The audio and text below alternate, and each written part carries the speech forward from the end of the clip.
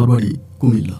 বন্ধুগণ, আমি আমার জীবনের গল্পটা শুরু করার শুরুতে আপনাদেরকে আমার পরিবারের বিষয়ে জানিয়ে রাখি। আমার পরিবারে আমি আছে, আমার বাবা আছে, মা আছে, তাছাড়া রয়েছে আমার দাদা দাদি সহ আমার জ্যাঠা কাকা, রয়েছে আমার ছোট 2টা ভাই সহ বড় একটা বোন।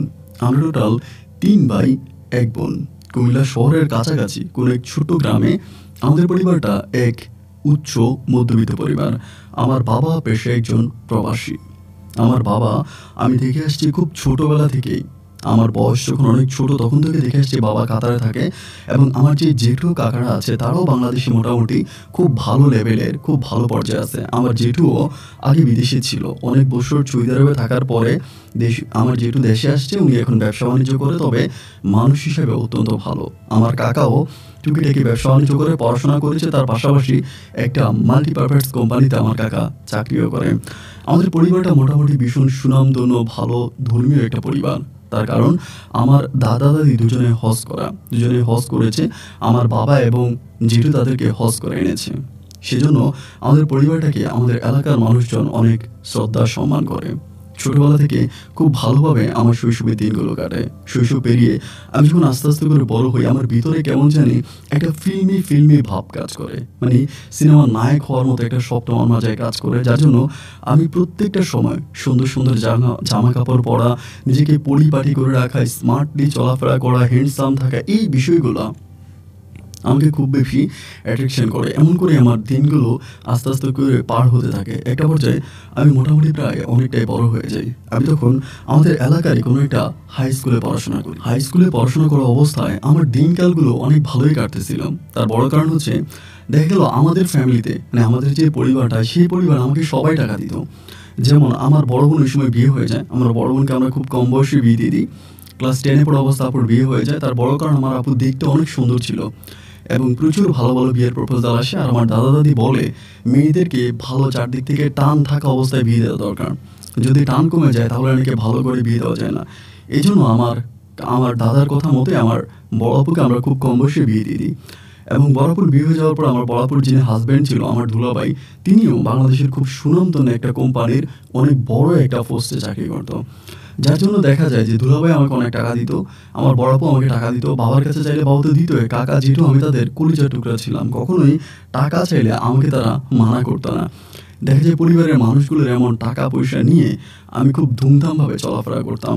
একটা ড্রেস আমি দ্বিতীয়বার পরতাম না। স্কুলে আমি যখন যেতাম এতটাই স্মার্টলি চলাফেরা করতাম, এতটাই হ্যান্ডসাম আমি থাকতাম যে সবাই দেখলে আমার দিকে মানে খুব গোড একটা লুকিং দিত। ক্লাস 9 থেকে ক্লাস 10-এ উঠলাম এবং ক্লাস 10-এ ওঠার পরে আমাদের স্কুলে হঠাৎ করে একটা ছোট্ট মেয়ে ভর্তি হয়। আমি বলি, আমি তখন ক্লাস 10-এ পড়ি, এই মেয়েটা তখন সবেমাত্র ক্লাস 6-এ ভর্তি হয়। তো ক্লাস 6-এ ভর্তি হওয়ার পরে আমরা যখন ক্লাস 10-এ পড়ি, আমরা তো স্কুলের সিনিয়র ভাই, তো ক্লাস 6-এ যারা ভর্তি হয়েছে তারা তো অনেক ছোট। তা ওই ছোট বয়সী ওই ছোট্ট একটা মেয়ে, নাম হচ্ছে তৃষা। ওদের খানবাড়ি মানে আমাদের বাড়ির থেকে মোটামুটি একটু দূরে আছে, ওই খানবাড়ির মেয়ে তৃষা। এই মেয়েটাকে আমার তখন খুব ভালো লেগে যায়। মেয়েটা কী করে জানেন, মাথার মধ্যে যে স্কার্ট থাকে না, মেয়েরা যে স্কার্টগুলো মাথায় পরায় বা এরকম ফ্রন্ট টাইপের স্কুল ড্রেসের সাথে, এগুলো কোমরের মধ্যে বেঁধে আপনার যে মানে স্কুলের সামনে মাঠের মধ্যে কুতকুত খেলে। অনেকেই কুতকুত খেলা জানেন, কুতকুত খেলে এবং বিভিন্ন ধরনের মানে কানামাছি বা এরকম অনেক খেলাগুলো খেলে। আমি আমাদের স্কুলের দোতলার ছাদে দাঁড়িয়ে দাঁড়িয়ে দৃশ্যগুলো দেখতাম। আমার কাছে জিনিসগুলো খুব ভালো লাগতো, মানে এতটাই ভালো লাগতো যে আমি সব কিছু ছেড়ে মানে আমি শুধু তার দিকে তাকিয়ে থাকতাম। অনেকেই বলে, কি রে বেটা, ক্লাস 6-এ পরে পিছিয়ে একটা মাইয়া, এখনো এই অবস্থা, তুই তার প্রতি কেন তুই এত আকর্ষণ, কেন তুই তাকে পছন্দ করিস? আমি বললাম, ভাই দেখ, আমার এই মেয়েটা ভালো লাগে, আমি জানি না ওরা কী করবো, 6-এ পড়ে, তো ছোটো মানুষ।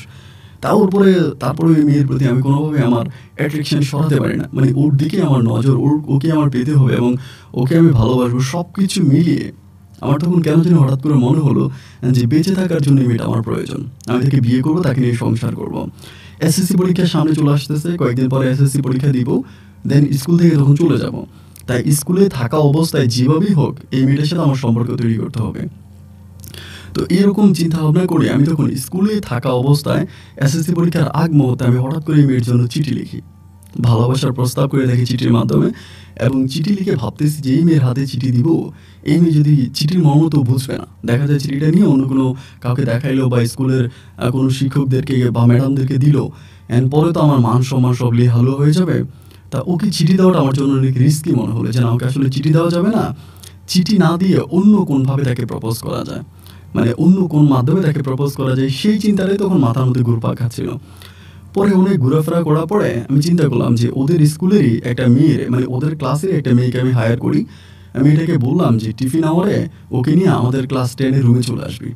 তা আমি আমার বলতেছে, ভাই আমরা তো ক্লাস 10-এর রুমে যাই না, বড় ভাইরা থাকে। আমি বললাম যে দেখ, টিফিন আওয়ারে কেউ থাকবে না, ক্লাস পুরো খালি থাকবে, তোরে নিয়ে আসিস। তাহলে আচ্ছা ঠিক আছে। ওই মেয়েটা তখন কী করলো, টিফিন আওয়ারে তৃষাকে নিয়ে আমার ক্লাসরুমে আসলো। আসার পরে আমি তখন বললাম যে তোমার আব্বুর নাম কি? বললো অমুক খান। তাই বাড়ির ইয়ে সব কিছু জিজ্ঞেস করলাম। তা ওই মেয়ে আমাকে আবার সিনিয়র ভাই হিসাবে, মানে স্কুলে ক্লাস 10-এ পড়ি তো, ওই হিসাবে মোটামুটি অনেকটাই সম্মান করতেছে, অনেক ভদ্রভাবে আমার পাশে বসে খুবই সম্মান করতেছে। পরে আমি বললাম যে তৃষা, তোমাকে একটা কথা জিজ্ঞেস করবো, তুমি কিন্তু রাগ করবা না? পরে আমার বলে, না ভাইয়া রাগ করবা না, আপনি বলেন। তুমি কি কাউকে ভালোবাসো, কার সাথে তোমার প্রেম ভালোবাসার সম্পর্ক আছে? মেয়েটা তখন খিলখিলিয়ে হেসে উঠছে। হেসে আমাকে বলতেছে, ভাই এসব আপনি কী বলেন, প্রেম করা ভালোবাসার মতো বয়স কি আমার এখন হয়েছে নাকি? তা এখন তো প্রেম করার বয়স আপনাদের। আমি বললাম তাই, তুমি বুঝো যে আমার প্রেমের বয়স? বলে হ্যাঁ বুঝবো না কেন, ক্লাস 9-10-এর ছেলেরাই তো প্রেম করে, মেয়েরাই তো প্রেম করে, তা ক্লাস 6-এ মেয়েরা কি প্রেম পেতে করে নাকি? যদি এটাই বুঝে থাকো তাহলে তুমি এটা মনে করো যে আমার যেহেতু প্রেমের বয়স হয়েছে, আমি একটা মেয়েকে ভালোবাসি। এখন এই মেয়েটার বয়স অনেক কম, অনেক ছোট মেয়েটা, আমি তাকে কীভাবে প্রপোজ করবো? ধরো মেয়েটা তোমাদের ক্লাসেই পড়ে। তৃষা তখন লাভ দুইটা বলছে, ভাই এটা আপনি আমারে বলেন, এটা হচ্ছে আমার কাজ, আমার কাছে বলা মাত্রই দেখবেন যে আমি এই মেয়েকে মুহূর্তের মধ্যে পটিয়ে আপনার জন্য একেবারে ফিদা বানাই ফেলবো, আপনি আমাকে বলেন। আমি বললাম তোমাকে বলবো? বলে হ্যাঁ আমাকে বলেন। ওই সময় আমি কিন্তু আমার ব্যাগের মধ্যে আয়না রাখতাম, মানে আপনার আয়না, চিরুনি, মাথা আঁচড়ানোর জন্য এই জিনিসগুলো মানে সবসময় থাকতো। আবার একটু ক্রিম, ফেস ওয়াশ, এগুলো আমার ব্যাগের মধ্যে রাখতাম স্কুল ব্যাগে। স্কুল ব্যাগ থেকে আমি তখন আয়নাটা বের করলাম। আয়না বের করার পর ও তখন অবাক হয়ে তাকিয়ে আছে। ওর তাকিয়ে থাকা দেখে আমি তখন জিজ্ঞেস করলাম যে তৃষা, তুমি কিন্তু মানসিকভাবে প্রস্তুতি নিচ্ছ তো?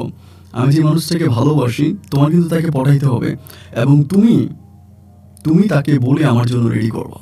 পরে আমাকে বলে ঠিক আছে ভাইয়া, আমি রেডি করবো, এবং সে যতই সুন্দরী হোক, আমাদের ক্লাসে তো আসলে সব মেয়েরাই আমার কথা শুনে, তা সে যেমনই হোক, আমি এই মেয়েকে আপনার জন্য ফিট করবোই, এতে আমার যাই হোক। আপনি শুধু আমাকে একটা ছবিটা দেখান, বা ওই মেয়েকে আপনার নামটা বলেন। আয়নাটা বের করো, আয়না বের করে দেখো তো তোমার মুখটা আগে দেখো তো। পরে আয়নাটা তো ছোটো ছিল, পরে বলো ভাই আমার তো পুরো মুখটা আসেন, ওর মুখটাই তো অনেক বড় ছিল, গালগুলো অনেক মোটা ছিল, কিন্তু অতটা মোটা ছিল না। কিছু মেয়ে থাকে না যে চেহারাটা একটু মোটা টাইপের, কিন্তু শরীরটা অতটা মোটা না, ওরকম আর কি।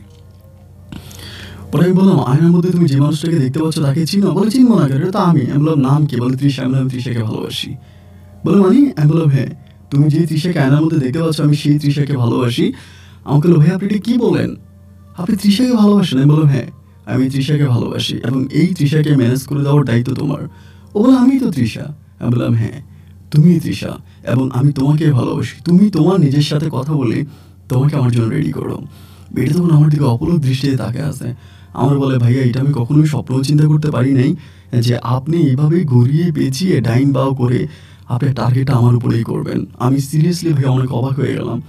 আমি তখন বললাম, তুমি অবাক হও আর যাই হও, আমি তোমাকে পছন্দ করি, এবং তোমাকে আমার ভালো লেগেছে, আমি তোমাকে ভালোবাসি, জীবনের বাকি সময়টা আমি তোমার সাথে কাটাতে চাই। আমাকে বল, আমি মাত্র ক্লাস 6-এ পড়ি, বাকি সময় তুমি কী করে পার করবো?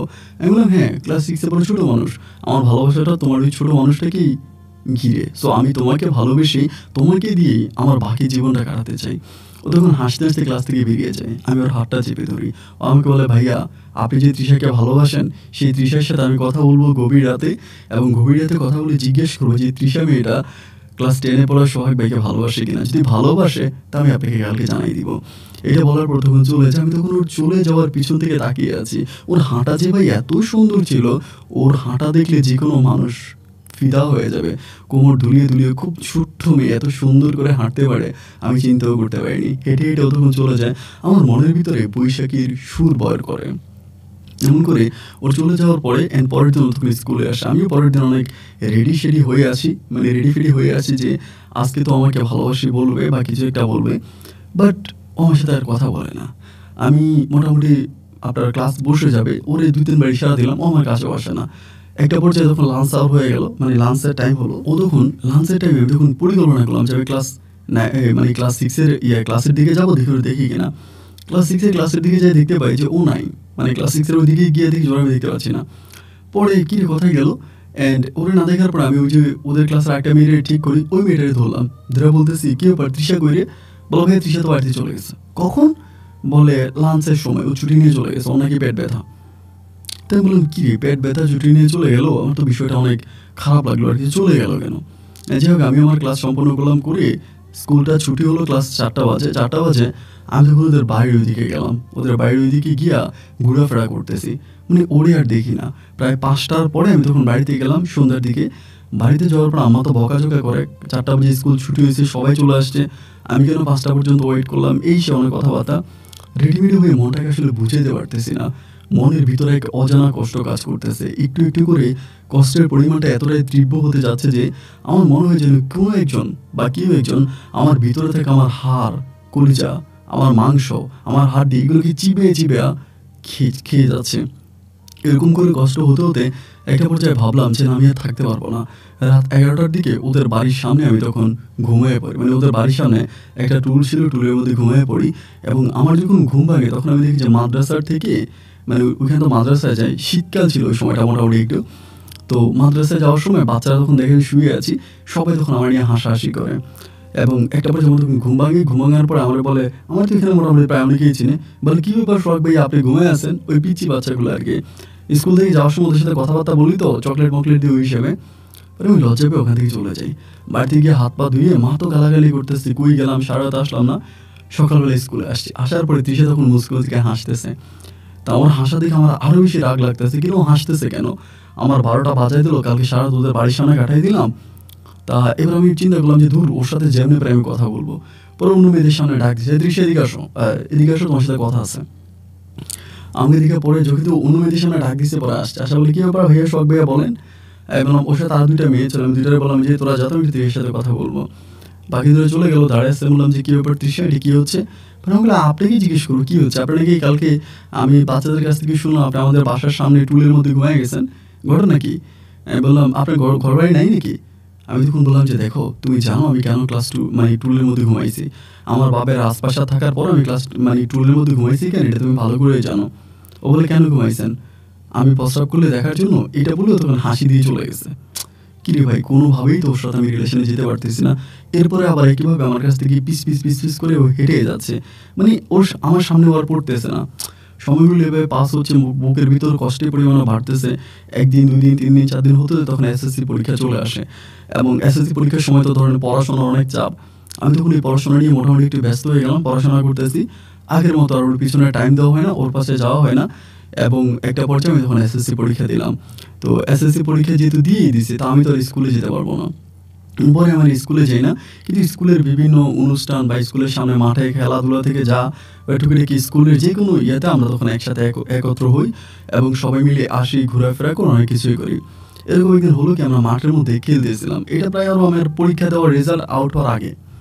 মাঠের মধ্যে খেলতেছিলাম, খেলার পরে বৃষ্টি আসছে। ওই সময় ধরো আপনার মানে লাস্টের যে 2টা ক্লাস, ওই 2টা ক্লাস হবে না, মানে আপনার যে স্কুলের ভিতরে ইলেকট্রিসিটি মানে মানে বর্ষাকাল ছিল তো, ধরেন একদম পুরো চারদিকে অন্ধকার হয়ে গেছে, অন্ধকারচ্ছন্ন অবস্থা, মানে মেঘ ধরে আছে আকাশে, যার জন্য অন্ধকার হয়ে গেছে।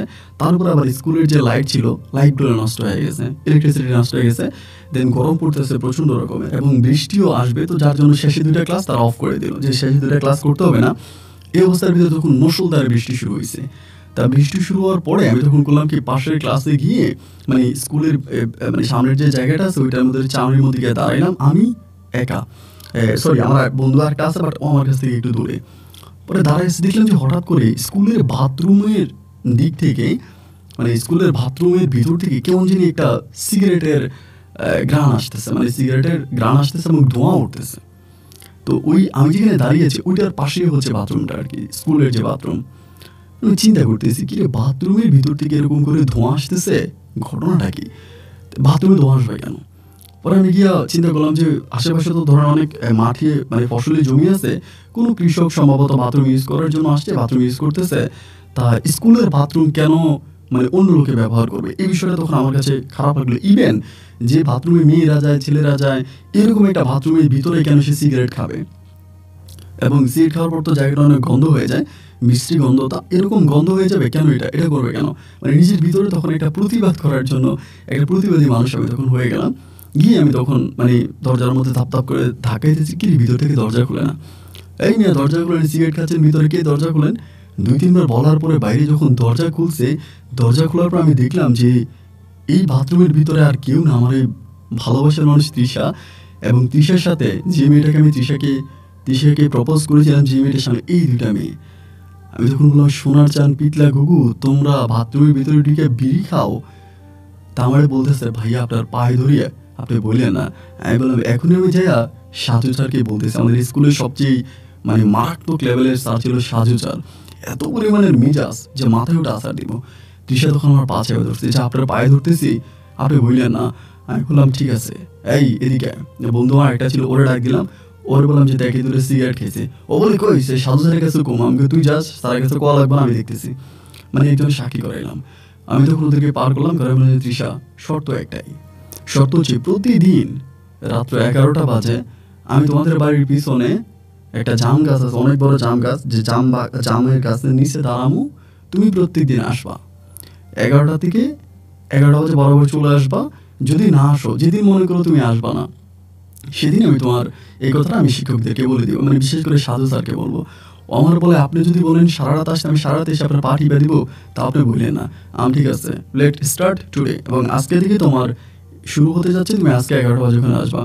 ও বলে, আচ্ছা ঠিক আছে, আমি আসবো। তাই আমি বললাম, ঠিক আছে ফাইন। এই কথা বলার পরে ও তখন ক্লাসের দিকে চলে গেল, এবং আমি তখন একটু একটু করে আমার বাড়ির দিকে চলে গেলাম, মানে বৃষ্টিও কোনো বাড়ির দিকে গেলাম।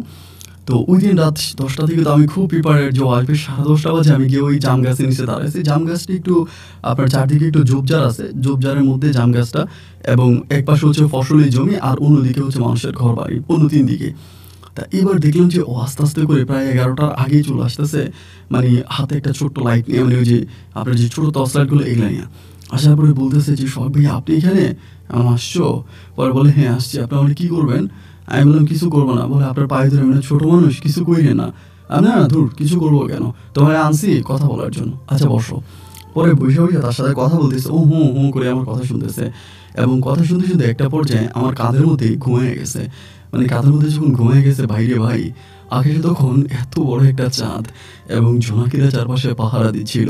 রাতের ওই গুটগুটি অন্ধকারে দূর থেকে বাতাসের সোহ সোহ মোহমোহ শব্দে ভালোবাসার মানুষটা আমার কাঁধে মাথা রেখে ঘুমাচ্ছে। আমার কাছে মনে হয় যে স্বর্গীয় সুখ মনে হয় এটাই, এবং বেঁচে থাকার জন্য ঠিক এটুকুই যথেষ্ট। ভালোবাসার মানুষটার মাথায় তখন আস্তে আস্তে করে হাত বোলাই দিচ্ছিলাম। একটা জিনিস খুব খেয়াল করে দেখবেন, একটা মানুষ যখন ঘুমিয়ে থাকে না, তখনই তারা দেখতে অনেক বেশি সুন্দর লাগে। আমার মনে হয়েছে ঘন্টার পর ঘন্টা আমি তৃষার মুখের দিকে তাকিয়ে আছি। ওর মুখের দিকে তাকিয়ে থাকতে থাকতে থাকতে থাকতে একটা পর্যায়ে আমি কেমন জানি অন্য কোনো রাজ্যে হারিয়ে গেলাম। কিছুক্ষণ পরে ওর ঘুম ভেঙে গেল। ওর ঘুম ভাঙার পর তখন বলতেছে, তখন দেখলাম ঘড়িতে প্রায় রাত 2টার কাছাকাছি বাজে। আসলো 11টা, 12টা, 1টা, 2টা, প্রায় 4 ঘন্টারও বেশি সময় ধরে আমরা একসাথে ছিলাম। ও আমাকে বলে, এখন আমাকে ছুটি দেন, আমি যাই। বলে, যেতে পারি এক শর্তে, যদি কালকে ঠিক একই সময় তুমি এখানে আসো। ও বলে, জানেন আমার আসাটা অনেক কষ্টকর। আমি মা বলেছে দরজা বন্ধ না করার জন্য। আমি দরজা বন্ধ করে ঘুমাই। যে কোনো সময় মা যদি এসে দরজা ধাক্কায়, বা যদি আমি দরজা না খুলি, পিছনে দরজা যদি খোলা পাই, তাহলে আমার খুব সমস্যা করবে। আমি বললাম, তা আমি জানি না, তোমার আশাই লাগবে। ও বলে, আচ্ছা ঠিক আছে, আসবো। এই বলে আমি তখন বিদায় নিয়ে চলে আসলাম, এবং ওই দিনটাও আমার কোনোভাবে কেটে গেল। এবং পরের দিন সে আবারও আসবে। আমি একইভাবে সারাটা দিন ঘুমাইলাম, এবং পরের দিন সকালবেলা ও আসলো, সরি আপনার রাতের বেলায় 11টার দিকেও একইভাবে আসলো, এবং সেই রাতও আমরা খুব মুখরভাবে কাটাইলাম। এই রাতটা কাটার পরে এবার 3য় রাতের খেলা। আমি 3য় রাতে চিন্তা করতেছি, ওকে যে আমি 3য় রাতে আনবো। দেখা যায় প্রতিদিন ও কিন্তু, আবার আমি একটু বিষয় বলে রাখি, ওরা কিন্তু অনেক বড়, মানে এত বড় খানবাড়ির মেয়ে, তো মানে ওদের এত পরিমাণের জায়গা সম্পত্তি, এত প্রপার্টি এদের, মানে খানবাড়ির মানুষের, যে তারা আমাদেরকে কয়েক হাজার বার করে কিনতে পারবে এক একটা ফ্যামিলিকে।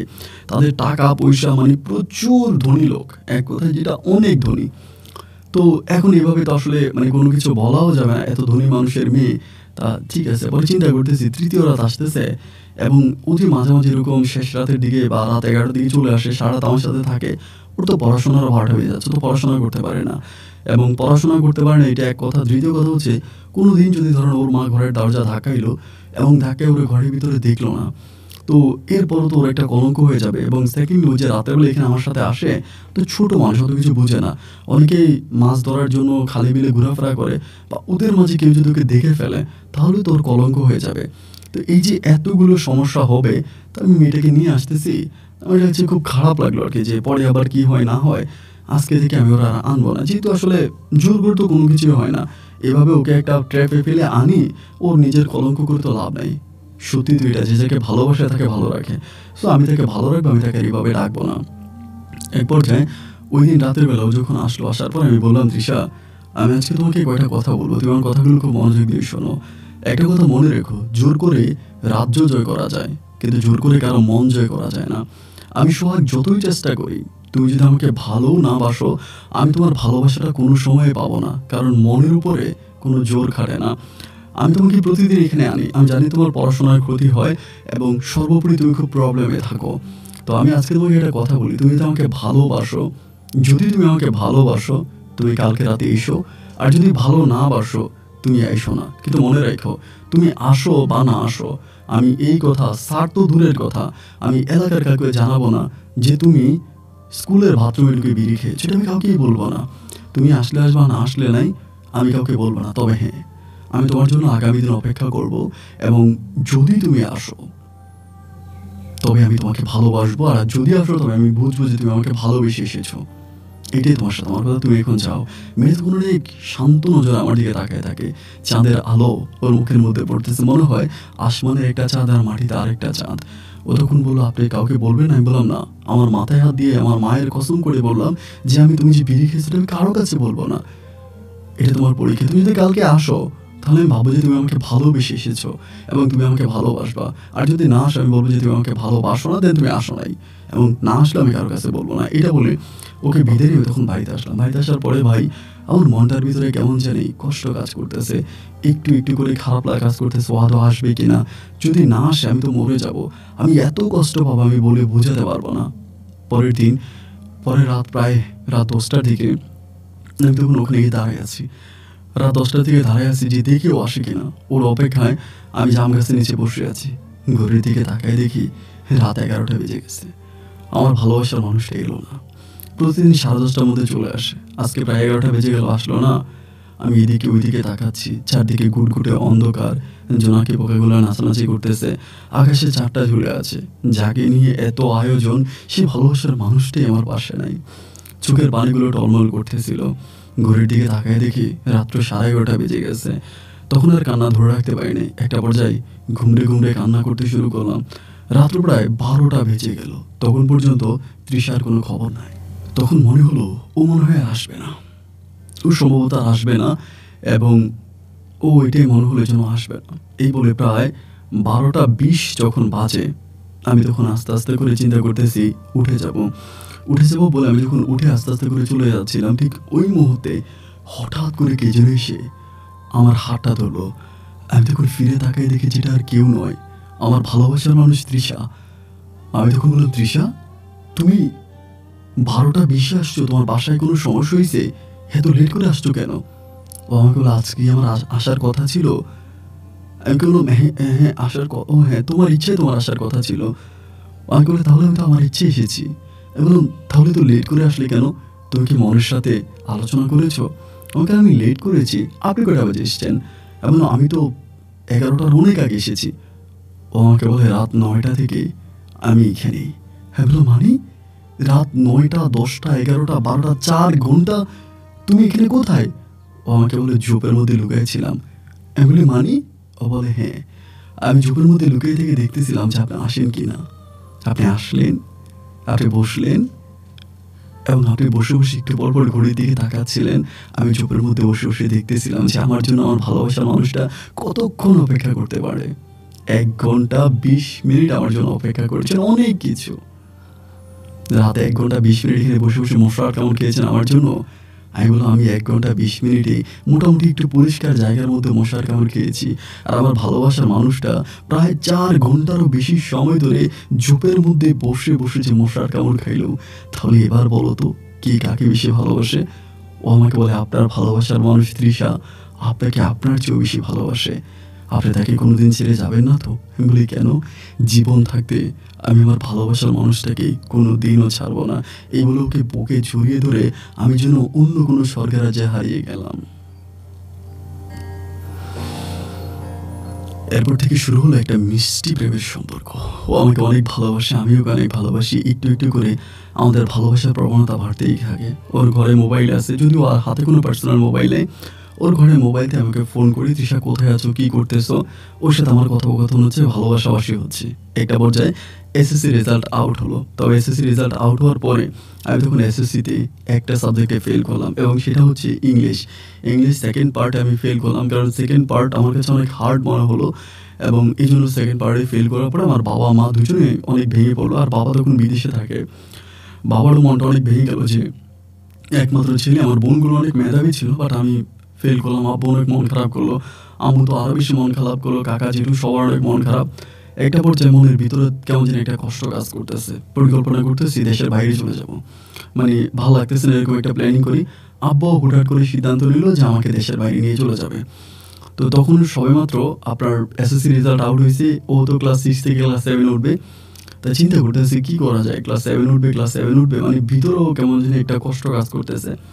পরে আব্বা এদিক দিয়ে বিদেশ নিয়ে চলে যাবে, আব্বা প্ল্যানিং করতেছে। আমি খুব কষ্ট করে একটা বছর পিছিয়ে নিলাম, একটা বছর পিছালাম এবং কোনোভাবে আব্বা আমাকে ছাড়বে না। মানে ও তখন ক্লাস 7 থেকে ফাইনাল পরীক্ষা দিবে ক্লাস 7-এ। ওই সময় আমার আব্বা এই জায়গায় বাবা আমার জন্য ভিসা রেডি করছে, আমি সেটা ক্যান্সেল করলাম। এরপরে বাবা আমাকে নিয়ে যাবেই যাবে। এবার আমার খুব কঠিনভাবে আমাকে ধরছে। বাবা আমাকে নিয়ে ওখানে বাবার যে ব্যবসা আছে, বাবার ব্যবসা আমাকে বসাবে, বাবার দোকান আছে, দোকানে আমাকে বসিয়ে বাবা একেবারে চলে আসবে। তো তখন তৃষা হচ্ছে মাত্র ক্লাস 7-এ পড়ে। তো ক্লাস 7-এ পড়া অবস্থায় তো আসলে ও আমাকে সাথে বিয়ে কখনোই সম্ভব না। এটা কোরবান হয়ে গেল, এটা খানবাড়ির পরিবার বা আপনার যেই আছে তৃষার ফ্যামিলি আছে, তারা তো কোনো সময়ই মানবে না, ওরা তো জীবনও দেবে না। পরে চিন্তা করতেছি কী করা যায়, ক্লাস 7-এ পড়েও মাত্র, এখন এই দিক দিয়ে আমার বিদেশে যেতে হবে। বাবার শারীরিক অবস্থা ভালো না, বাবা অনেক অসুস্থ। বাবা দেশে চলে আসবে, বাবা এসে বাবার ব্যবসা বাণিজ্যগুলো আমাকে ধরাই দিবে, আমাকে বুঝিয়ে দিবে। তা এখন যদি আমি না যাই তাহলে আমার আব্বা একেবারে চলে আসবে, আমাদের অবস্থা খুব খারাপ হয়ে যাবে। ওই সময় আস্তে আস্তে করে আমাদের ফ্যামিলিতেও একটা ফাটল ধরেছে, যেমন আমার দাদা দাদি দুজনেই মারা গেল এর মাঝে। আর কাকারা যারা আছে তারা এবং কাকা আমার জেঠু সবাই জমি জমা ভাগ করে ফেললো, যে যার মতো ভাগ হয়ে গেল। আমার আব্বার সাথে আমার কাকাদের জেঠুর অনেক ঝামেলা হলো, কারণ আমার আব্বা অনেক টাকা পয়সা দিছে, আমার জেঠুরা বা আমার কাকা এগুলো মেনে নিচ্ছে না। আমার আব্বার অনেক টাকা তারা খাইছে, বাট তারা এখন এসব স্বীকার করে না বা কোনো কিছু বলে না। তো যাই হোক, আমি আর এসব কোনো কিছু না বলে আমি আমার মতো করে পড়ে আছি, যে দেখা যাক কী হয়। তো একটা পর্যায়ে আমার তখন ভিসা হয়ে গেল, আমি চলে যাব। তৃষা কান্নাকাটি করতেছে যে দেখো আমি তোকে অনেক ভালোবাসি, তুমি চলে গেলে। আমি বললাম যে দেখো আমি তো চলে যাচ্ছি, তো একটা কাজ করে যাই, কারণ আমি যদি ওখানে চলে যাই আমি আসতে যে সময়টা লাগবে হয়তো 2 থেকে 3 বছর, এবং 2-3 বছর পরে তুমি তখন ক্লাস 9-10-এ পড়বা, ওই সময় আমি তোমার বিয়ে করে ফেলতে পারবো, কারণ তখন তোমার বিয়ের বয়স হবে। তো এখন যেহেতু তুমি ছোটো, বাট আমি তারপর তোমাকে এইভাবে ছেড়ে যাবো না, আমি তোমার সাথে ফোনে কথা বলবো, তো এটা আমার জন্য একটা পাপ হবে, তো এই জন্য আমি তোমাকে বিয়ে করতে চাই।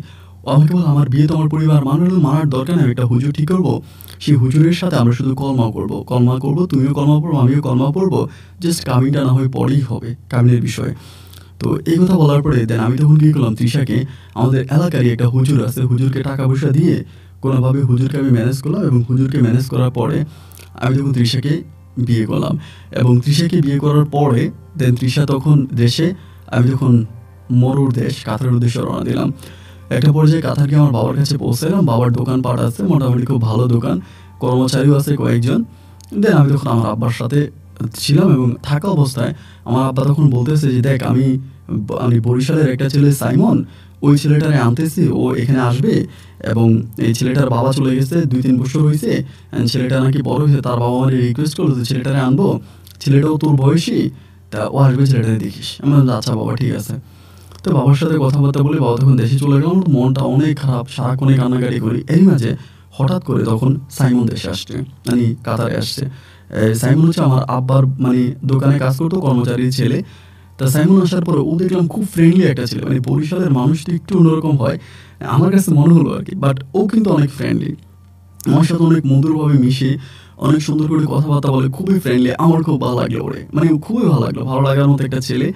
ওর সাথে মিশিয়ে টিশে আমি খুব কঠিনভাবে ওর সাথে কথাবার্তা বলি, তা ও আমারে বুঝে, আমি ওরে বুঝি, খুব ফ্রেন্ডলি। এই যে আমার মনের ভিতরে একটা কষ্ট কাজ করতেছে, এই কষ্টটা আস্তে আস্তে আস্তে আস্তে করে একটু একটু করে নীলাভের দিকে যাচ্ছে।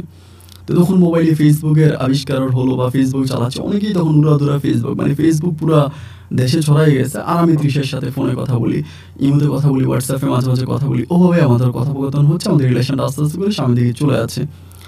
এভাবে সময়গুলো কাটতে কাটতে একটা পর্যায়ে আমি হঠাৎ করে একদিন দেখলাম যে তৃষা ফেসবুকে একটা পোস্ট দিল, একটা ছবি উঠে দিল এবং ছবির নিচে নিজামুদ্দিন নামের একটা ছেলে কমেন্ট করলো যে জান তোমার অনেক ভালো লাগছে, ছবিটা না দেখতে তোমার যেমনটা লাগে গতকালকে যখন সামনে আসছিল তখন আরও বেশি ভালো লাগছে।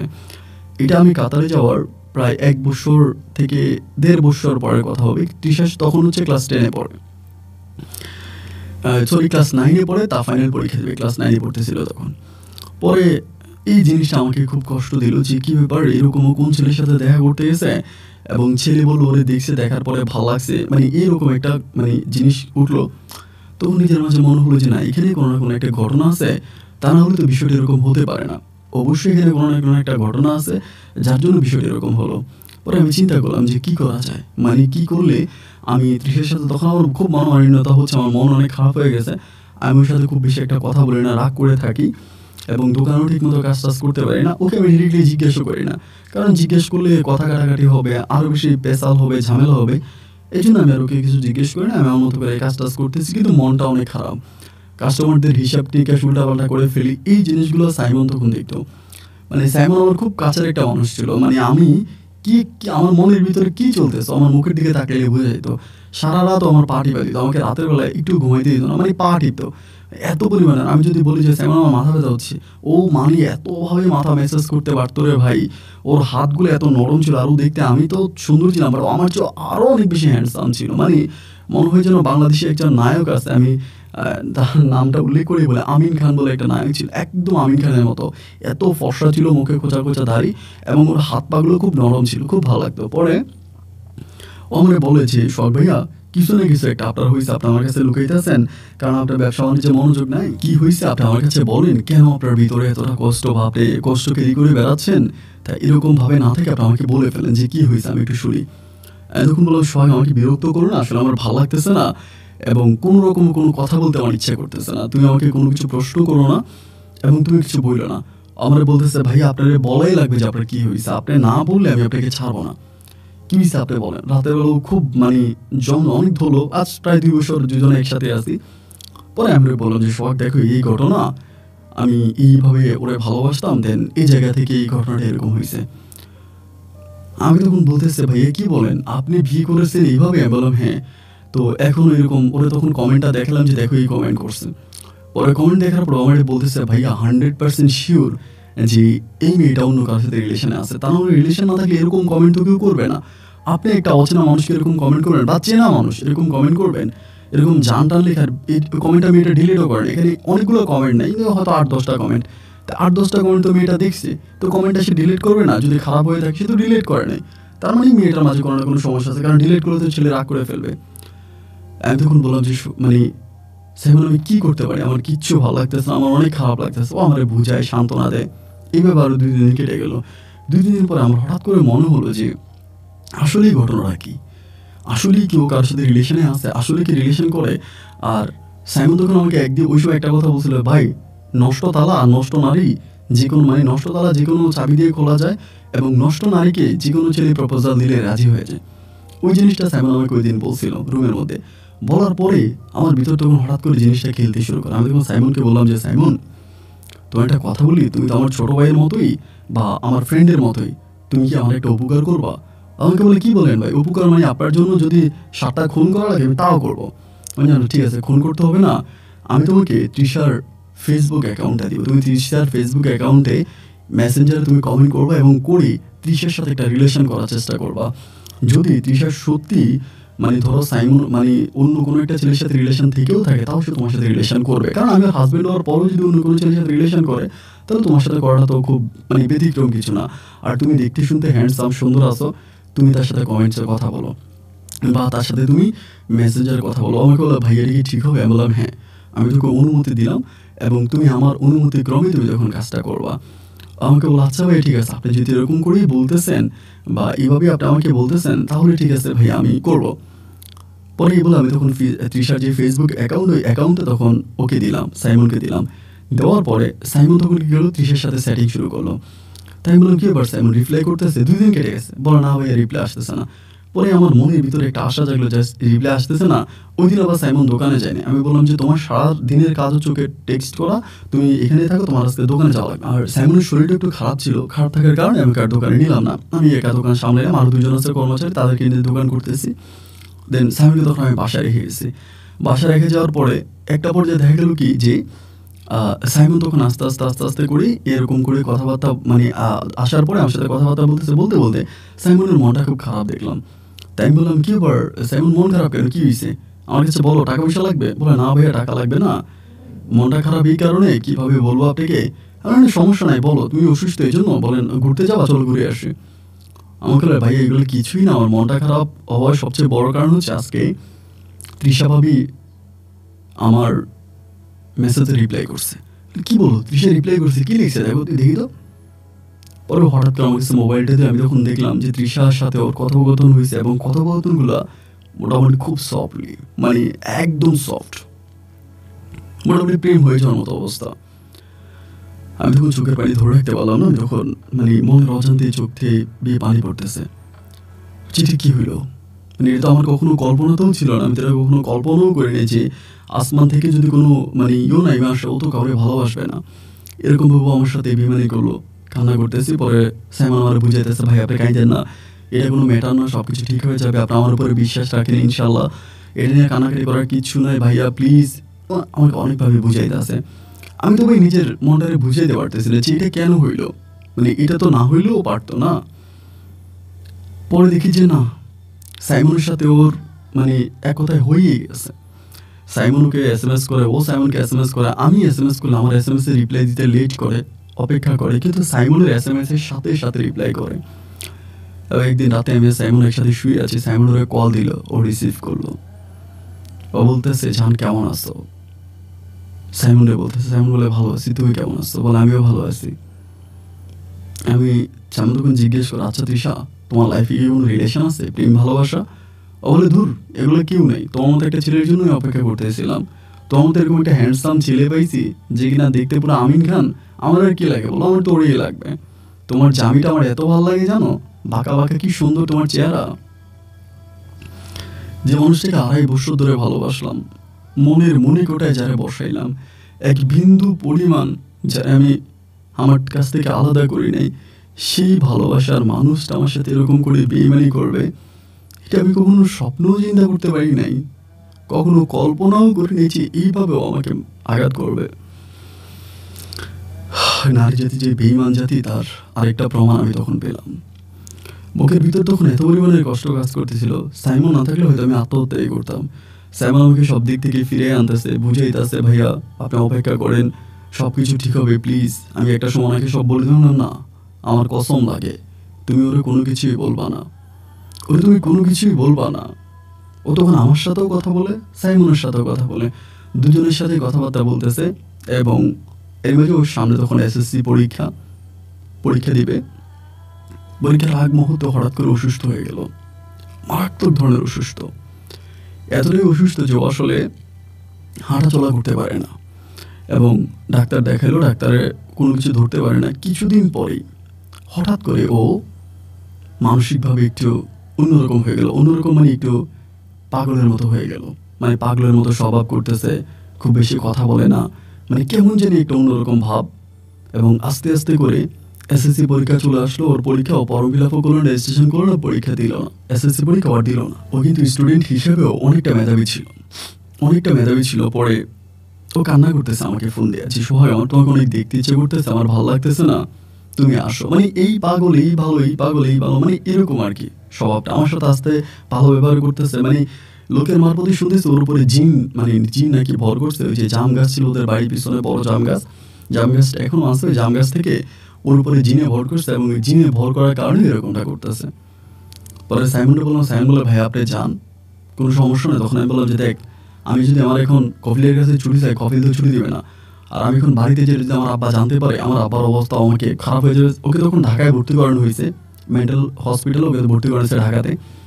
পরে সাইমন বলে, একটা কাজ করেন, আপনি ঢাকায় যান, আপনার আব্বারে আমি বুঝিয়ে নিব, আপনার তো হোয়াটসঅ্যাপে আপনার বাপের সাথে কথা বলে হোয়াটসঅ্যাপে আপনি বলবেন যে আপনি কাতারি আছেন, আপনি সেটাই বলবেন, আপনি যে গেছেন দেখা দরকার না, এই দোকানটা আমি সব দেখাশোনা করবো। তা আমি কি আমার যে কফিল ছিল কফিলে বললাম যে দেখ তুই আমার ছুটি দে। কফিল আমরা বলে না কোনো ছুটি নেই, এখন ছুটি হবে না, কারণ তোর দোকান এখন রানিং অবস্থায়, তুই ছুটি নিবি কেন?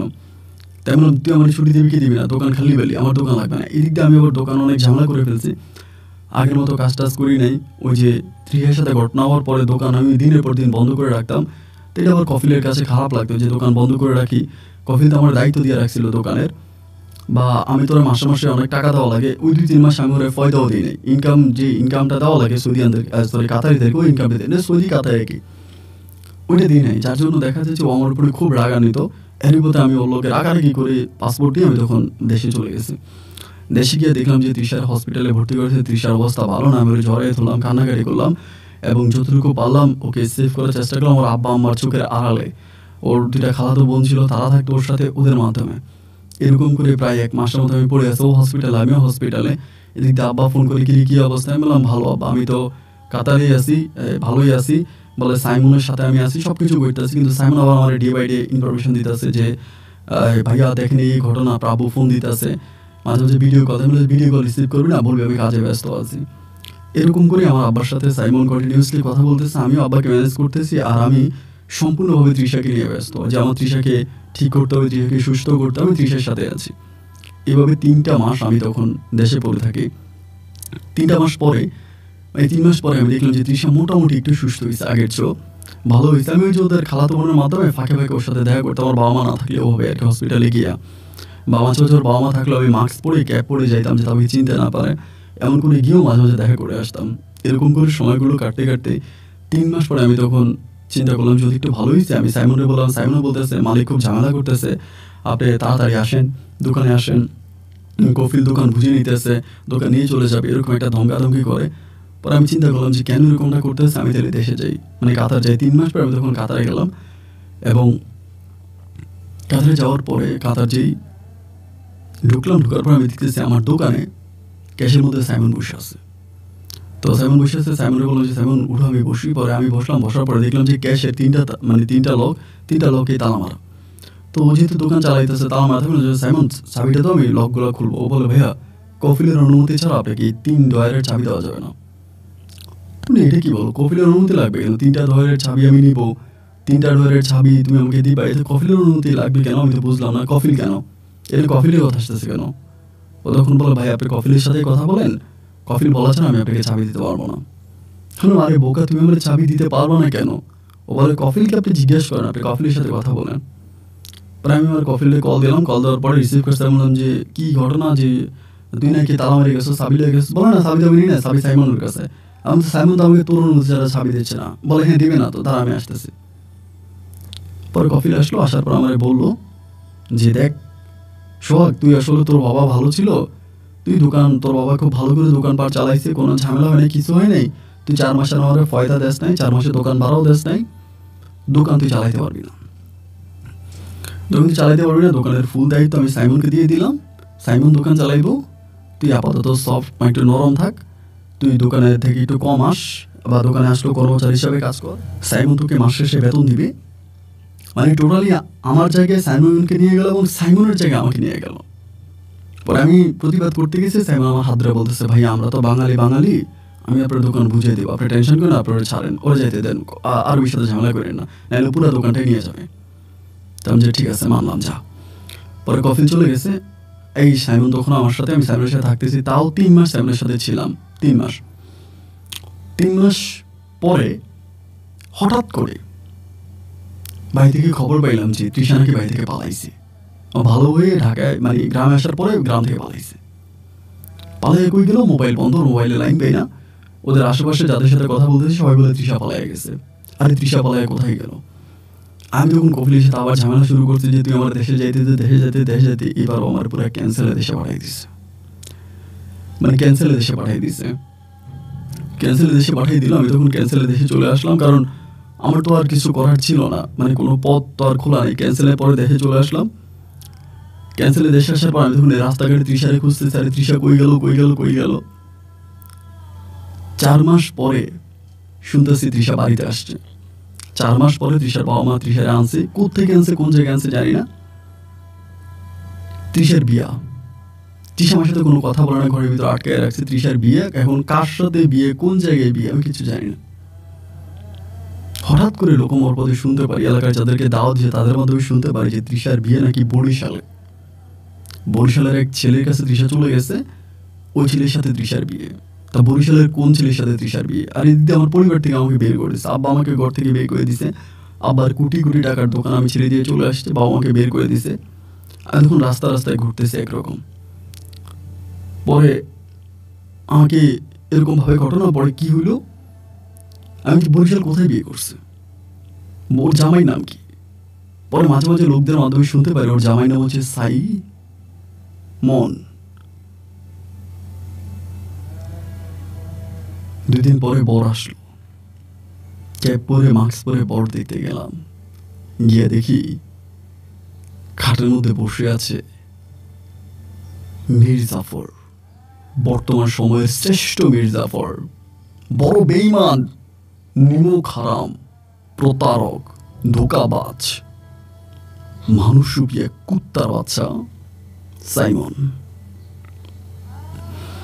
রাগ তখন এত পরিমাণে বেড়ে গেল, মুহূর্তের মধ্যে ওর কলার চেপে ধরছি। ধরার পরে অনেক কষ্ট, ওর কাছ থেকে আমার মানুষ ছুটাইছে, ছুটে আমার ইচ্ছা মতো খানবাড়ির লোকেরা পিটাইছে। এত পরিমাণের পিটাইছে রে ভাই, হসপিটালে ভর্তি করাইছে আমারে। বাবা মা আমার একটাবার দেখতে চায় না, আমার বাবা না, মা না, আমার 2টা বোন আর 2টা ভাই, একটা বোন, কেউ আমার দেখতে চায় না। হসপিটাল থেকে বের হওয়ার পরে সাইমনের হোয়াটসঅ্যাপ নাম্বারে কল দিলাম, তখন রিসিভ করছে 2 দিন পরে। তখন তৃষা ওদের বাড়িতে, ওদের ওইখানে বরিশালে। পরে আমি বললাম, সাইমন তুই কি করলি? আমার বললো, ভাই আমি কিছু করিনি তো, আমার কিছু করার নাই, আপনার বউ আমারে পছন্দ করছে, ভালোবাসছে, আমার বিয়ে করছে, আমার কি করা আছে? বললো, আমার বউ? তুই কি জানতি না ও আমার বউ? বলে, ভাই আমি জানতাম, আমি আপনার বউরে মানা করছি।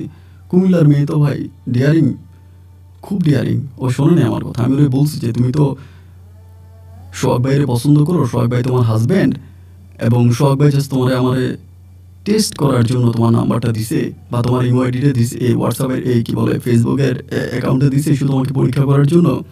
আমি সব বলছি ভাই। এরপরে ওই বেঈমান মাইয়া কি কয় জানেন? ওই মাইয়া কয় ও আমার নাকি পছন্দ করে, আমি নাকি আমিন খানের মতো। আমি বললাম, দে তো ওর কাছে একটু, দে ওর কাছে। পরে বলে, ভাই ভাই নেন কথা কোন। পরে ওর কাছে দিলে আমি বললাম, তৃষা, ও তৃষা, তুমি তো মীর জাফরে ফেল করলা। ও বলে, মীর জাফরে ফেল করলাম মানে? কই মীর জাফরে ফেল করলাম? সাইমন কি বলছে তুমি শোনো না? বলে, সাইমন কি বলবে? আমি সাইমনের কথা শুনতে যাবো কেন?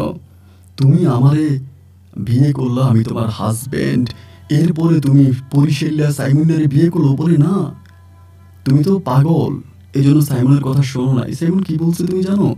বলে, আরে বেঈমান, তুই টেকনিক করে আমার দেশে আনছিস, দেশে আইনা তুই পাগলের অভিনয় করে আমার দেশে আইনি, ওই দিক দিয়ে সাইমন আমার দোকান পাট সব কেড়ে নিছে। বলে, হ্যাঁ একদম সত্য কথা, এতক্ষণে না তোমার ব্রেন খুলছে, বুদ্ধি খুলছে।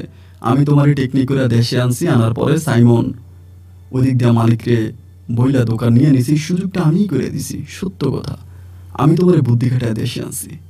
হ্যাঁ বললাম, কেন কেন তুমি ওর সাথে এত বড় বেইমানি করলা? ও বলে, বারে তুমি শোনো না একটু আগে সাইমন কি বলছে? সাইমন তো আমারে কোনোদিন দেখে নাই, সাইমনকে তো আমি ভালোবাসি নাই। তোমার আমি বুকে জড়াইয়ে ধরছি, তোমার এই নারীর ইজ্জত দিয়ে দিছি। যে বয়সে মেয়েরা ঠিক মতো প্রস্রাব করতে পারে না, সেই বয়সে আমি তোমার সাথে শারীরিক সম্পর্ক করেছি, তোমাকে আমি আদর করেছি, ভালোবেসেছি, বিয়ে করেছি। তোমার সাথে আমার লাইলি মজনুর চেয়েও আরো মারাত্মক প্রেম কাহিনী হয়েছে। এত কিছু আমি তোমার জন্য করছি, শুধু তোমার জন্য। আর সেই তুমি সাইমনের মতো ছেলের কাছে আমার ফেসবুক অ্যাকাউন্ট দিয়ে দিলা আমাকে টেক্সট করার জন্য। সোহাগ তুমি শোনো, তুমি শুনলে অবাক হয়ে যাবা, তুমি শুনলে অবাক হয়ে যাবা যে তুমি যেদিন সাইমনকে টেক্সট করে আমার আইডিটা দিয়েছো, সাইমনের সাথে আমার প্রথম যেদিন মেসেজ হয়েছে, প্রথম যেদিন কথা হয়েছে, সেদিনে সাইমন আমাকে বলে দিয়েছে যে ভাবি, সোহাগ ভাই আমাকে আপনাকে পরীক্ষা করার জন্য আপনার আইডিটা দিয়েছে। যে সাইমন কোনোদিন আমাকে দেখে নাই, আমার ভালোবাসা পায় না, আমার বুকে ঘুমায় না, আমার কাঁধে মাথা রাখে নাই, সেই সাইমন আমাকে বিশ্বাস করতে পারছে। কিন্তু যে মানুষটাকে আমি এত ভালোবাসলাম, যাকে আমি স্বামী বানাইলাম, যার জন্য আমি এত এত কিছু করলাম, সেই মানুষটা আমাকে বিশ্বাস করলো না। আমাকে অবিশ্বাস করে সাইমনের কাছে আমার অ্যাকাউন্টটা দিয়ে দিল। আর 2 দিনের পরিচিত সাইমন আমাকে সত্যটা বলে দিল, তুলনামূলকভাবে হিসাব করে দেখো তো কে আমাকে বেশি ভালোবাসে, তুমি না সাইমন? যদি তোমার দৃষ্টিতে সাইমন আমাকে বেশি ভালোবেসে থাকে, তবে আমি সাইমনের কাছে গিয়েছি, আমার ভালোবাসার মানুষের কাছে। এ বলে লাইনটাও কেটে দিল, নাম্বারটা ব্লক করে দিল। আমি আর ওর সাথে যোগাযোগ করতে পারলাম না। কয়েক মাস পরেই কাতার থেকে খবর পেলাম সাইমন তৃষাকে নিয়ে কাতার চলে গেছে। আমি যে বাসায় ছিলাম ওই বাসায় আমার বউকে নিয়েও থাকতেছে। শরীরের রক্ত তখন টকবক করতেছে যে ওকে তো ছাড়া যাবে না। ও আমার এত ক্ষতি করছে, আমার জীবনের ভরটা বাঁচিয়ে দিয়েছে, আমি ওকে ছাড়বো না। পাগলা কুত্তার মতো রাস্তায় ঘুরতে শুরু করি, মাগি পাড়ায় যেতে শুরু করি, খারাপ মেয়েদের সাথে শারীরিক সম্পর্ক করতে শুরু করি। যেতে যেতে মাগি পাড়ার একটা মেয়ে রিপা, মেয়ের আমার ভালো লেগে গেল। আমাদের কুমিল্লায় একটা ক্যান্টনমেন্টের কাছে একটা হোটেলে সবসময় যাইতাম, মেয়েটার ভালো লাগে, থাকতো ঢাকায়, এখানে এসে কাম দিত। আমি যাইতাম, টাকা দিতাম, যাইতাম, টাকা দিতাম। টাকাও তখন মোটামুটি ছিল। কীভাবে টাকা ইনকাম করছি সেটা বলতে চাই না, কারণ বললে আমার আইনি ঝামেলা হবে। টাকাও ছিল হাতে। একটা সময় তখন আমি এই রিপারে অফার করলাম যে আমি তোমার মাহিপাড়া থেকে নিয়ে যাবো, তোমার বিয়ে করবো, বউ বানাবো, তবে আমার একটা শর্ত আছে। বলে কি শর্ত? আমি বললাম সাইমন নামের একটা ছেলে আছে, কাতার থাকে। ওই ছেলেটারে তুমি যেহেতু দেখতে সুন্দরী, তোমার চেহারা সুন্দর, তুমি ওই ছেলেটার সাথে কথাবার্তা বলবা, কথাবার্তা বলে তুমি ওই ছেলেটাকে পটাইবা, পটাইয়া তাহলে তার বউয়ের কাছ থেকে আলাদা করবা। যদি করতে পারো আমি তোমার বিয়ে করবো। বলে আপনি আমার এখানে নিয়ে বিয়ে করেন, কোন সাইমন টাইমন সব কিছু আমি আপনার পায়ের কাছে আনতেছি। বেশ্যাপাড়ার সেই রিপারে আমি তখন বেশ্যাপাড়া থেকে বের করে আনি, 5 লক্ষ টাকা কাবিনে বিয়ে করি, লাগাই দিলাম সাইমনের পিছনে। 1 দিন 2 দিন 3 দিন 4 দিন 5 দিন পার হয়ে গেল, ও কোনোভাবেই সাইমনকে কিছু করতে পারে না, উল্টা আমার ফ্যামিলিতে ঢোকার জন্য ট্রাই করতেছে। আমি ওকে বিয়ে করলাম সাইমনকে পটানোর জন্য, কিন্তু ও উল্টা আমার ফ্যামিলিতে ঢুকানোর জন্য চেষ্টা করতেছে। আমার ফ্যামিলিতে ঢুকবে, আমার ফ্যামিলিতে ঢুকবে, আমার ফ্যামিলিতে ঢুকবে। ফ্যামিলিতে তাকে নেই না কেন, বাড়িতে তাকে নেই না কেন, একটা পর জমা নামে থানায় মামলা করে দিল। সে মামলায় তখন আমি পালাতক। ও আমার বাড়িতে চলে গেছে, বাড়িতে গিয়ে আমার বাবা মায়ের সাথে থাকতেছে। বেশ্যাপার একটা মেয়ে তখন আমার ঘরে ঢুকে গেল। আমি তখন কি করবো আর কোনো কিছুই বুঝতে পারছি না। পরে আবার রাস্তায় ঘুরতেছি। হঠাৎ করে আমার ঢাকারই মিরপুরের একটা বারে পরিচিত হয় সেরেনা নামের মধ্যবয়স্ক একটা মহিলার সাথে। যদিও তার বয়স মধ্যবয়স, বাট মানুষটা দেখতে অনেক সুন্দর, অনেক কিউট। আমি মনের লেনাদেনা হয়ে গেল সেরিনার সাথে, মানে নষ্ট হয়ে গেলাম সেরিনার সাথে। তখন থাকতে থাকতে সেরিনা বলল বারের জীবন সে ছেড়ে দিবে, বারের লাইফে সে থাকবে না। এই বলার পরে আমি তখন তার নিয়ে সংসার করার স্বপ্ন দেখে তার বিয়ে করলাম। তার বিয়ে করে তারে আমি বার থেকে নিয়ে আসা, নিজে যেই অবৈধ ইনকামে টাকা কামাচ্ছি, সে অবৈধ ইনকামে আমি তাকে খাওয়াচ্ছি। দেখলাম একইভাবে সেরিনাও বিভিন্ন ছেলেদের সাথে কথা বলে, বারে যাবে না বলেও বারের অনেক লোকের সাথে তার উঠা বসা, রাতে যায়। কয়েক মাস সেরিনার সাথে থেকেই আমি দেখলাম যেহেতু এরকমই করে, আমি তাইলে ওকে ডিরেক্টলি সাইমনের কথা বলে দিলাম। আমি কিন্তু সেরিনাকে বলি না আমি আগে রিপাকে বিয়ে করছি, রিপা আমার ঘরের বউ, এবং আমি তৃষাকে বিয়ে করছি, এগুলো বলি না। বলে আমি সেরিনাকে সব জানাইলাম যে তুমি যেমনি পারো, ওই আমার এক বন্ধু আছে, আমার কাতারের ব্যবসা বাণিজ্য নিয়ে গেছে, ওরে পটাও। ওরে পঠাইতে দিলাম। ওর সাথে 1 দিন 2 দিন 3 দিন 4 দিন 5 দিন কথা বলেও কিছু করতে পারলো না। এক পর্যায়ে সেরিনা এই লোকের কাছে যায়, ওই লোকের কাছে যায়, এর কাছে যায়, ওর কাছে যায়, বিভিন্ন লোকের সাথে অবৈধ সম্পর্ক করে। আমাকে বিয়ে করার পরেও অনেক লোকের সাথে তার উঠা বসা, শারীরিক সম্পর্ক, এই সব কিছু যখন আমি নিজের চোখে দেখতে পেলাম, পরে একে তো আমাদের বাড়ির ভিতরে রিপা আমার বাবা মায়ের সাথে আছেই, এই দিয়ে আবার সেরিনা আমার সাথে এগুলো করতেছে। আমি আর কোনো কিছু মানতে পারলাম না। সেই সেরিনাকে আমি তখন ছেড়ে দিলাম। ছেড়ে দিয়ে আবারও রাস্তায় ভবঘুরের মতো ঘুরতেছি। ঘর নাই, বাড়ি নাই, চাল নাই, চুলো নাই, বাবা নাই, মা নাই। আজকে খাচ্ছি তো কালকে খাচ্ছি না, পেটের মধ্যে খিদা, চরম কষ্টের এক মানবতার জীবনযাপন আমি শুরু করলাম। আমার ভিতরে শান্তি বলতে কোনো কিছুই নেই, অশান্তিতে আমার ভিতরটা ফেরে যাচ্ছে। এদিক দিয়ে বারবার বাড়ি থেকে রিপা কল দিতেছে, বাড়িতে আসো, ঘরে আসো। আমি কি করে একটা মাগির সাথে সংসার করব, যার জন্য আমি ঘরে গেলাম না। সেলিনা আমাকে ফোন দিতেছে, তুমি আমার বিয়ে করছো, ভাই আমি একটা ভালো জায়গায় চাকরি করতাম, অনেক ভালো একটা জায়গায় চাকরি করতাম, সেখান থেকে তুমি আমাকে নিয়ে আসছো, তুমি আমাকে এখন তোমার বাড়িতে নিয়ে যাও না, ঘরে নিয়ে যাও না, আমার খরচ দাও না, আমার খরচ দাও না। কিন্তু এই সেলিনা বিভিন্ন দিন বিভিন্ন লোকের কাছে যাইতে, আমার কাছে যথেষ্ট প্রমাণ আছে। এরপর আমাকে বলে ঠিক আছে, যে টাকা কাবিনী বিয়ে হয়েছে কাবিনের টাকা দিয়ে দাও, তুমি আমার ছেড়ে দাও, আমি কাবিনের টাকাও দিব না, ওর মতো মাগিরে ছাড়বো না। এই বলে আমি তখন সেখান থেকে পালিয়ে সর্বশেষ চট্টগ্রামে চলে যাই। চট্টগ্রামে যাওয়ার পর আমার যে অবৈধ ব্যবসাটা ছিল, ব্যবসাটা তখন বন্ধ হয়ে যায়। আমার হাতের টাকা পরিপূর্ণভাবে শেষ হয়ে যায়, নিজে চলার মতো আর কোনো টাকা পয়সা থাকে না, প্রচণ্ড রকমের অভাবে পড়ে যাই। আর এদিক দিয়ে সেলিনা এবং রিপার চাপ তো আছেই। এই চাপ সামলাতে না পেরে আমি তখন একটা গার্মেন্টসে চাকরি নেই। গার্মেন্টসে চাকরি করার পরে যেহেতু আমি দেখতে শুনতে ভালো ছিলাম, গার্মেন্টসের অফিস লেভেলে কাজ করা বর্ণা নামের একটা মেয়ে, যার বাড়ি কুমিল্লাতে। এই বর্ণা মেয়েটা তখন আমার দুঃখটা কিছুটা বুঝতে পারে। আমি যদি বর্ণার কাছে আমার জীবনে ঘটে যাওয়া অতীতগুলো বলি, তাহলে তো বর্ণা কখনোই আমাকে অ্যাকসেপ্ট করবে না। আমি গার্মেন্টসে খুব কাজ করতে পারি না, কিন্তু বর্ণা দেখতে শুনতে খুব একটা ভালো না, সুন্দর না, তারপর আমাকে সাপোর্ট করে আমাকে বিভিন্নভাবে হেল্প করার কারণে, ও কালো ছিল, কালো থাকার পরে আমার ভিতর মনে হলো যা, জীবনে তো অনেক সুন্দর মেয়ের বিয়ে করলাম, তৃষা সুন্দরীর বিয়ে করলাম, মাগি রিপাই বিয়ে করলাম, বাড়ির মেয়ে সেলিনারি বিয়ে করলাম। সুন্দর মানেই তো খারাপ, সুন্দর মানেই তো হচ্ছে কষ্ট, ধোকা, প্রতারণা, অভিনেত্রী। আমি সুন্দর মেয়েদেরকে বিয়ে করবো না, আমি একটা কালো মেয়ের বিয়ে করবো, রিপারে বন্যারে বিয়ে করে বন্যারে নিয়ে আমি একটা বন্যার্থ সংসার করব। সব কিছু ভুলে আমি তখন ওই অফিস কর্মী এবং গার্মেন্টসের খুব ভালো একটা অবস্থানে চাকরি করার সুন্দর কালো মেয়ে বন্যারে আমি তখন বিয়ে করলাম। পুনরায় আবারও এটা আমার লাইফের হিসাব করলে ৪র্থতম বিয়ে। বন্যাকে বিয়ে করে আমি তখন ঢাকাতে খুব ভালোভাবে থাকতেছি, দিনকালগুলো কাটতেছে। আর এদিক দিয়ে রিপা তো আমার খোঁজ খবর নেওয়ার জন্য আহামরি চেষ্টা করতেছে। সময়ের পরিবর্তে বর্ণা একটা সময় প্রেগনেন্ট হয়, আর একটা কন্যা সন্তান হয়। আমার কন্যা সন্তানটা হওয়ার পরে আগে বন্যা খুব একটা চাপ দেয় নাই, বাট এখন খুব চাপ দিচ্ছে, আমাকে তুমি বাড়িতে নিয়ে যাও, ঘরে নিয়ে যাও, তোমার বাবা মায়ের কাছে নিয়ে যাও। আমি নিব বলকে ঘোরাচ্ছিলাম। একটা পর্যায়ে ওর বাড়িও যেহেতু কুমিল্লাতে, ও তখন আমার সম্বন্ধে ইনকোয়ারি করতে শুরু করে। এতদিন আমাকে অন্ধের মতো বিশ্বাস করতো, কোনো ইনকোয়ারি করে নাই। একটা সময় ইনকোয়ারি করতে করতে ও বের করে ফেলে যে আমি আসলে মূলত বাড়িতে একটা বিয়ে করছি, এবং আমার বাড়িতে বিয়ে করছি এবং সেলিনাকে আমি বিয়ে করছি, দুটো জিনিসে তার কানে চলে যায়।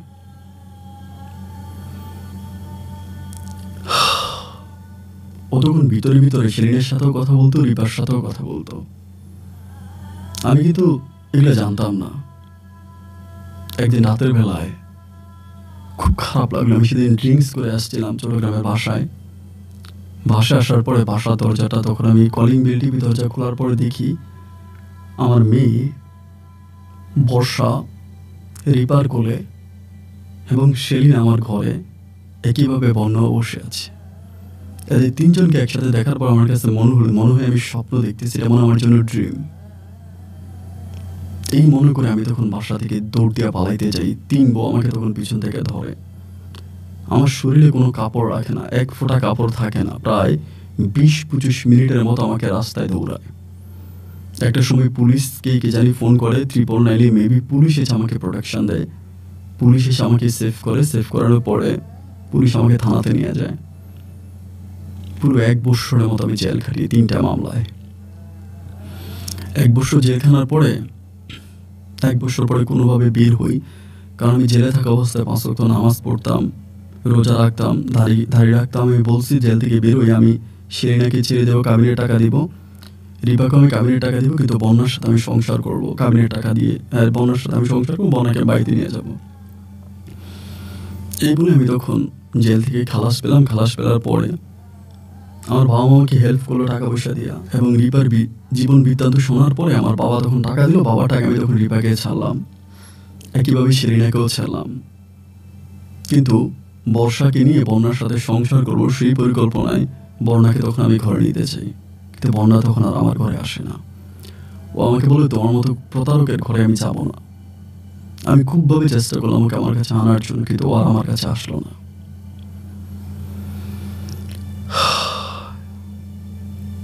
আজ বাবা মায়ের সাথে আছি। আমার বাবা অনেক অসুস্থ, যে কোনো সময় মারা যেতে পারে। আমার বন্ধু সাইমন ব্যবসা বাণিজ্য নিয়েছে, এটা জানার পরে বাবা হার্ট অ্যাটাক করেছে। এর আগেও বাবা বিদেশে একবার হার্ট অ্যাটাক করে, সো তৃতীয়বার হার্ট অ্যাটাক করলে বাবা মারা যাবে। বর্ণা আমার মেয়েটাকে নিয়ে আর একটা ছেলেকে বিয়ে করে ফেলেছে চিটংয়ে, ওই ছেলের সাথে আমার মেয়ে বর্ষাকে নিয়ে আছে। গ্রামের ভিতরে আমার এত বদনাম হয়েছে যে বিয়ে তো দূরের কথা, যদি 6 বাচ্চার মাও, আমি যদি কোনো 6 বাচ্চার মাকেও বিয়ে করতে চাই, ওই মহিলা আমার কাছে বিয়ে বসে না। গ্রামের ভিতরে নষ্টা ছেলে হিসেবে আমি পরিচিত। মসজিদে আমার পাশে কেউ দাঁড়িয়ে নামাজ পড়ে না। এলাকার সব মানুষ আমাকে ঘৃণাত্মক চোখে দেখে। আমি একটা সরকার বিরোধী কাজও করেছি, খারাপ কাজ, জঘন্য কাজ, যে কাজে আমি লক্ষ লক্ষ টাকা ইনকাম করেছি, সবটাকে আমি মেয়েদের পিছনে নষ্ট করেছি। সেটা বলতে চাই না, সেটা গ্রামের মানুষ জেনেছে বলে তারা আমাকে আরও ঘৃণা করছে। আপন ভাই, আপনাকে একটা কথাই বলবো, আমি জানি আমি পাপী, আমি জানি আমি পাপিষ্ট। পাপের শাস্তি আল্লাহ মৃত্যুর পরে দেখ, দুনিয়াতে না দেখ। এই জন্য আপনি আল্লাহর কাছে এইটুকুন প্রার্থনা করেন, আল্লাহ যেন আমার নিঃশ্বাসটা কেড়ে নেয়। প্রতি বৎসরে সাইমন আমার চোখের সামনে আমার ভালোবাসার মানুষ তৃষাকে নিয়ে ঘুরতে আসে।